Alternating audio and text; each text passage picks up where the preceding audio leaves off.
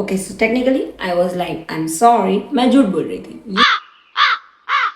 ये कोई मेरा फर्स्ट पीआर नहीं है, मुझे आज तक एक भी पीआर नहीं मिला है, बट आई विश कि वो जल्दी मिलेगा, ऑन द वे होगा। ब्रांड्स भी देख रही है, जल्दी भेजो भाई। ये प्रोडक्ट स्किन केयर का है जो मैंने खुद हाइफन से ऑर्डर किया है।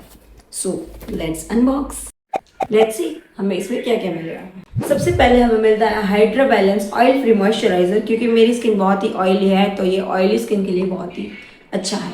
उसके बाद है एक्ने डिफेंस डेली सीरम, जिसमें आता है salicylic acid, azelaic acid, niacinamide, tea tree extract for all skin types है, but I say if you have very oily skin you should must go with this one. And the third one is oil control daily exfoliating cleanser.